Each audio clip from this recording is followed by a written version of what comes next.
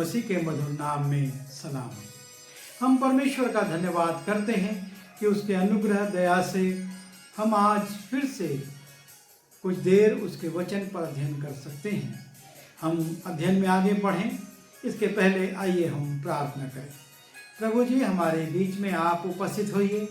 जब हम कुछ देर आपके वचन पर चिंतन करना चाहते हैं, इसे समझाइए, सिखाइए। पवित्र आत्मा की सामर्थ्य से हम सबों को भरिए ताकि हम आपकी आत्मा की सामर्थ्य में होकर इस वचन को पढ़ें, सीखें, समझें और इस पर चल भी सकें। विनती यीशु के नाम से मांगते हैं, आमीन। प्रियो, आज जिस विषय पर हम कुछ देर मनन करना चाहते हैं और वो है पौलुस के 2 सवाल। पौलुस अपनी सेवकाई शुरू करे उसके पहले हम देखते हैं वो 2 सवाल करता है और हम कोशिश करेंगे कि बारी बारी से इन दोनों सवालों पर आज कुछ चिंतन कर सकें।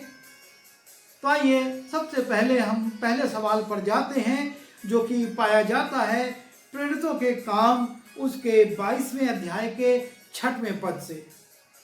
जब मैं चलते चलते दमिश्क के निकट पहुंचा तो ऐसा हुआ कि दोपहर के लगभग एकाएक बड़ी ज्योति आकाश से मेरे चारों ओर चमकी और मैं भूमि पर गिर पड़ा और यह शब्द सुना कि हे शाऊल, तू मुझे क्यों सताता है? मैंने उत्तर दिया, हे प्रभु, तू कौन है? उसने मुझसे कहा, मैं यीशु नासरी हूं जिसे तू सताता है। और यह है पौलुस का पहला सवाल कि हे प्रभु, तू कौन है? और जब पौलुस यह सवाल करता है तो हमारे मन में एक प्रश्न उठता है, क्या पौलुस यीशु मसीह को नहीं जानता था? यदि वो नहीं जानता था तो फिर वो यीशु मसीह पर विश्वास करने वालों को क्यों सता रहा था?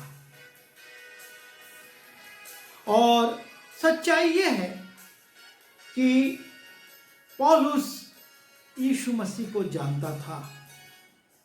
उसको उसकी शिक्षाओं, उसके उपदेशों के बारे में पता था। उसने जो आश्चर्य कर्म किए थे शायद उनको भी वो जानता था। लेकिन ये सारी जानकारी जो पौलुस की थी वो सुना सुनाई थी। उसने यीशु मसीह को प्रत्यक्ष नहीं देखा था, या उसकी सभाओं में वो नहीं गया था, या उसके संदेशों को उसने स्वयं नहीं सुना था। दूसरों के माध्यम से जो लोगों ने बताया था उसको उसने सुना था। और यही कारण था कि वो दूसरों के बहकावे में आकर यीशु मसीह के लोगों को सताता था। वो उनसे घृणा करता था और वो अन्य लोगों के समान यीशु मसीह पर विश्वास करने वालों का विरोध करता था। जब हम प्रेरितों के काम उसके 22वें अध्याय के 4 पद में जाते हैं तो वहां लिखा है, और मैंने पुरुष और स्त्री दोनों को बांध कर और बंदीगृह में डाल कर इस पंथ को यहां तक सताया कि उन्हें मरवा भी डाला। यीशु मसीह के नाम से जो प्रचार कार्य हो रहा था, जो लोग विश्वास कर रहे थे, पौलुस उनसे इतना ज्यादा चिढ़ता था कि बोलता है, मैंने बांध कर उन्हें बंदीगृह में डाल दिया। और वो भी क्या स्त्री, क्या पुरुष, सबको जो यीशु मसीह पर विश्वास करते थे उनको मैंने बांध कर बंदीगृह में डाला और इतना सताया कि उन्हें मरवा भी डाला। अर्थात इस कदर वो घृणा करता था। और तब जब वो दमिश्क चला जा रहा था कि यीशु मसीह के मानने वालों को बांध कर यरूशलेम लेकर आए और उन्हें दंडित करे, उसके पास सरकारी फरमान थे, उसके पास अधिकार पत्र थे कि वो ऐसा करे। और जब वो दमिश्क के मार्ग में था तब वो लिखता है कि ऐसा हुआ कि एक ज्योति मेरे चारों ओर चमकी और मैं गिर पड़ा और मुझको एक आवाज आई, हे शाऊल तू मुझे क्यों सताता है। और तब शाऊल प्रश्न करता है, हे प्रभु तू कौन है। ये प्रश्न आज ना सिर्फ पौलुस का है लेकिन संसार में भी आज बहुत लोग इस सवाल को करते हैं कि यीशु कौन है। जिस पर हम विश्वास करें, जिस पर लोग विश्वास करें, जिसके नाम से बपतिस्मे लिए जाएं, यीशु कौन है। और ना सिर्फ यीशु मसीह लेकिन यीशु मसीह के शिष्य भी यीशु मसीह के विषय में एक प्रश्न करते थे। जब यीशु मसीह ने आंधी और पानी को डांटा और आंधी और पानी शांत हो गए, तब चेले आपस में कहने लगे, ये कौन है। उनके मन में एक सवाल आया। वो यीशु मसीह के साथ रात दिन रहते थे, फिर भी उनके मन में एक सवाल आ गया, ये कौन है जो कि आंधी और पानी को डांटता और वो उसकी आज्ञा को मानते हैं। जब हम आगे बढ़ते हैं लूका रचित सुसमाचार उसके 19वें अध्याय के 3 पद में, वहां पर जक्कई नाम का एक चुंगी लेने वालों का सरदार है और उसके मन में भी एक सवाल है, यीशु जिसके बारे में मैं इतना सुनता हूं कौन सा है। और वो इस सवाल को अपने हल करने के लिए जिस मार्ग से यीशु जा रहा था उसके आगे आगे दौड़ता है और गूलर के पेड़ के ऊपर चढ़कर यीशु को देखना चाहता है वो कौन सा है। और यीशु मसीह जब हम मत्ती रचित सुसमाचार उसके 16वें अध्याय के 13वें पद में जाते हैं, हम देखते हैं यीशु मसीह अपने चेलों से कहते हैं कि लोग मनुष्य के पुत्र को क्या कहते हैं। और तब चेले कहते हैं, कोई भविष्यवक्ता कहते हैं, कोई एलिया कहते हैं, कोई कहते हैं यूहन्ना बपतिस्मा देने वाला फिर से जी उठा है और इसलिए उसमें इतने आश्चर्य कर्म होते हैं। और तब यीशु मसीह चेलों से पूछते हैं, तुम मुझे क्या कहते हो। और पतरस जवाब देता है कि तू परमेश्वर का पुत्र मसीह है। यह था पतरस का प्रत्युत्तर। आज जैसा पौलुस पूछ रहा है, हे प्रभु तू कौन है, हम अपने मनों में पूछें, क्या हम यीशु मसीह को पहचानते हैं। क्या हमारा परिचय यीशु मसीह से सचमुच हो गया है। क्योंकि आज संसार में बहुत से लोग यीशु मसीह को एक चंगा करने वाले के रूप में प्रस्तुत कर रहे हैं। बहुत से लोग उसको दुष्ट आत्मा निकालने वाले के रूप में प्रस्तुत कर रहे हैं और बहुत से लोग उनको एक अच्छे शिक्षक के रूप में, एक अच्छे गुरु के रूप में प्रस्तुत कर रहे हैं। आज हमारे पड़ोसी, हमारे सहकर्मी, हमारे नगरवासी ये जानना चाहते हैं कि यीशु मसीह कौन है, यीशु मसीह कौन है और आज हम उसको किस रूप में प्रस्तुत कर रहे हैं। ये बहुत जरूरी बात है कि हम यीशु मसीह को, जैसे पतरस ने कहा कि तू तो मसीहा है, जगत का उद्धार करता है, क्या हम यीशु मसीह को उद्धारकर्ता के रूप में प्रस्तुत कर रहे हैं। क्या हम यीशु मसीह को पाप क्षमा करने वाले के रूप में संसार के सामने प्रस्तुत कर रहे हैं। क्या हम यीशु मसीह को पापों से छुटकारा देने वालों के रूप में प्रस्तुत कर रहे हैं, जिसने हमारे पापों को अपने ऊपर उठा लिया। हम यीशु मसीह को अपने मित्र के रूप में, अपने गुरु के रूप में, अपने दुल्हे के रूप में, किस रूप में प्रस्तुत कर रहे हैं? आज ये बहुत जरूरी है। पौलुस का यही सवाल था, हे यीशु तू कौन है? और तब यीशु कहते हैं, मैं यीशु नासरी हूं। मैं यीशु नासरी हूं। क्या हम यीशु नासरी को परमेश्वर के पुत्र के रूप में, संसार के उद्धारकर्ता के रूप में प्रस्तुत कर रहे हैं?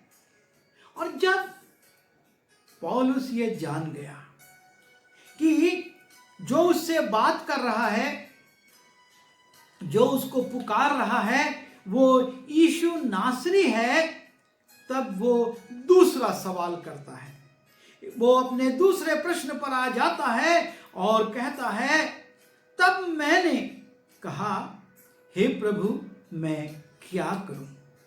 जब हम प्रेरितों का काम उसके 22वें अध्याय के 10वें पद में जाते हैं, वहां पर पौलुस यीशु मसीह से, शाऊल यीशु मसीह से एक दूसरा सवाल कर रहा है, हे प्रभु मैं क्या करूं? उसने सारी बातें जान ली और अब जानने के बाद वो ये चाहता है कि जो यीशु चाहता है, जो यीशु कह रहा है, जो यीशु कहेगा, अब मैं वो करूंगा। तो वो यीशु से पूछता है, हे प्रभु मैं क्या करूं? और तब यीशु उसको जो सबसे पहला काम देते हैं और वो कहते हैं, प्रभु ने मुझसे कहा उठकर दमिश्क में जा। सबसे पहली बात, जिस नगर में तू जा रहा था, बड़े आन बान शान के साथ तू एक फरमान लेकर कि मसीहों को सताएगा, अभी तू उसी नगर में जा। और किस रूप में जा? लिखा है, जब उस ज्योति के तेज के मारे मुझे कुछ दिखाई ना दिया तो मैं अपने साथियों के हाथ पकड़े हुए दमिश्क में आया। एक अंधे के रूप में, जिसे दिखता नहीं है, तुझको जाना है, क्योंकि तू आंखें रहते हुए भी यीशु को नहीं जानता, तूने उसको नहीं देखा, तूने उसकी बातों पर विश्वास नहीं किया, और ये सिद्ध करता है कि तू देखते हुए भी अंधा है। और इसलिए अब तुझको एक अंधे के रूप में दमिश्क में जाना है। और वो अपने साथियों को पकड़कर उनके सहारे से दमिश्क में जा रहा था।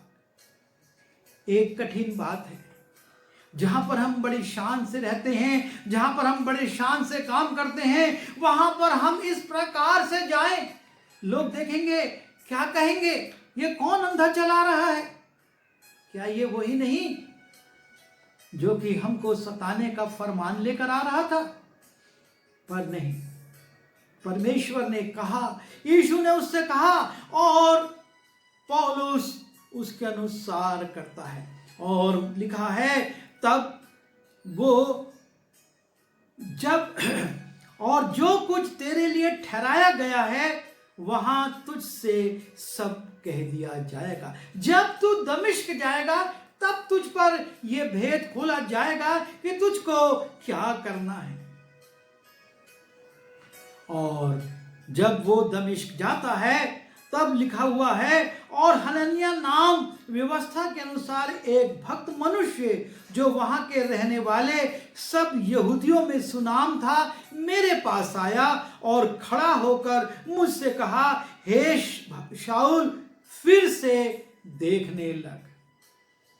परमेश्वर अब उन्हीं दमिश्क के लोगों से जिनको वो सताने जा रहा था, शायद जिस सूची में सबसे पहला नाम इस हनन्याह का होगा, परमेश्वर उसी हनन्याह को भेजता है। और वो हनन्याह आता है और कहता है कि हे भाई शाऊल, वो भाई का उच्चारण करता है, हे भाई शाऊल देखने लग।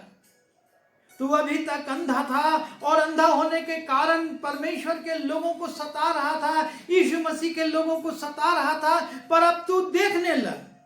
और लिखा है, उसी घड़ी मेरे नेत्र खुल गए और मैं देखने लगा।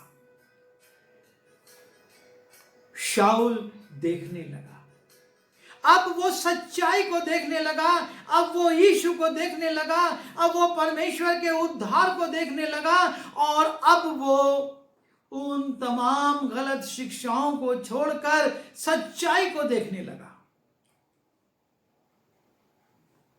और तब उसको बताया जाता है कि तब उसने कहा, हमारे बाप दादों के परमेश्वर ने तुझे इसलिए ठहराया है कि तू उसकी इच्छा को जाने।